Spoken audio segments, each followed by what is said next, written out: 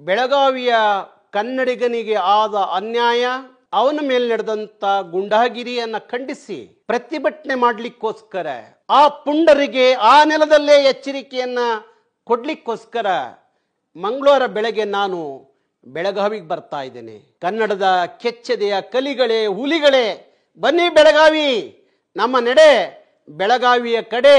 ನನ್ನ ನಾಡಿನ ಕನ್ನಡಿಗನ ಮೇಲೆ, ನನ್ನ ನೆಲದಲ್ಲಿ ಪುಂಡಾಟಿಕೆ ಗುಂಡಾಗಿರಿ ನಡೆಯುತ್ತೇನದಾದ್ರೆ ಅಂತ ಪುಂಡ್ರನ್ನ ಬಗ್ಗು ಬಡಿಯುವ ಕೆಲಸ ನಾವು ಮಾಡಬೇಕಾಗತ್ತೆ. ಅದಕ್ಕೋಸ್ಕರ ಅಂತ ಗೂಂಡಾಗಳನ್ನ ಮಟ್ಟ ಹಾಕ್ತಲೇ ಬಂದಿದ್ದೀವಿ, ನಾಳೆನೂ ಮಟ್ಟ ಹಾಕ್ತೀವಿ, ಬಿಡೋದಿಲ್ಲ. ಅದಕ್ಕಾಗಿ ನಾನು ಬೆಳಗಾವಿಗೆ ಮಂಗಳವಾರ ಹೊರಟಿದ್ದೀನಿ.